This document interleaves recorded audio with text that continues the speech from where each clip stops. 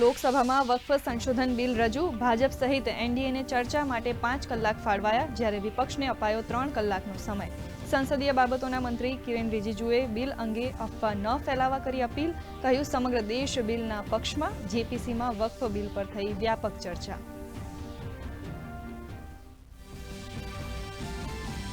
રાજ્યસભામાં આજે મહત્વના બિલ પર ચર્ચા, અપ્રવાસી અને વિદેશી વિષયક બિલ 2025 કરાશે રજૂ. 4 જૂના કાયદાના સ્થાને બનશે એક નવો કાયદો. તો પ્રશ્નકાળ દરમિયાન લોકસભામાં જામનગરના સાંસદ પૂનમબેન માડમે રેલવેમાં મહિલા અને બાળકોની સુરક્ષા અંગે પૂછ્યા સવાલો.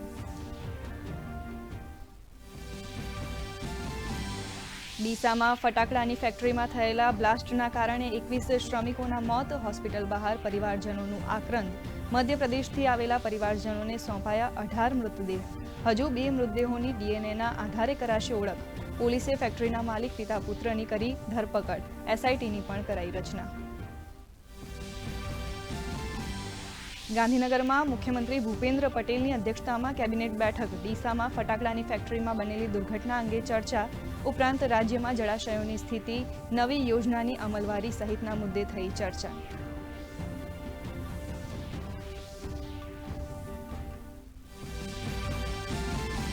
રાજ્ય સરકારે ટેકાના ભાવે તુવેરની ખરીદી મર્યાદા 30 એપ્રિલ સુધી લંબાવી.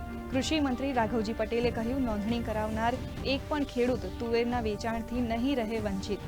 અત્યાર સુધી 58,300 ખેડૂતો પાસે 841 કરોડથી વધુ કિંમતની 1.11 લાખ મેટ્રિક તુવેરની ખરીદી. રાષ્ટ્રપિતા મહાત્મા ગાંધીજીના પ્રપૌત્રી નીલમબેન પરીખના નવસારીના વીરાવળ સ્મશાન ગૃહમાં અંતિમ સંસ્કાર. અંતિમ યાત્રામાં મોટી સંખ્યામાં ઉમટ્યા લોકો. ગઈકાલે 92 વર્ષની વયે લીધા હતા અંતિમ શ્વાસ.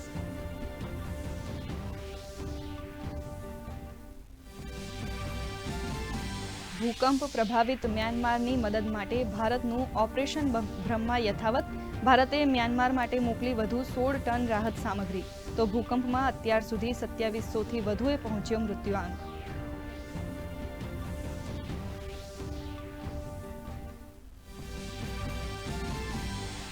રાજ્યના 17 જિલ્લામાં માવઠાની આગાહી. પોરબંદરમાં ગરમીનું ઓરેન્જ એલર્ટ. 42.2 ડિગ્રી સાથે રાજકોટમાં અનુભવાઈ સૌથી વધુ ગરમી. ભુજ, અમદાવાદ, ગાંધીનગરમાં પણ પારો 40 ડિગ્રીને પાર.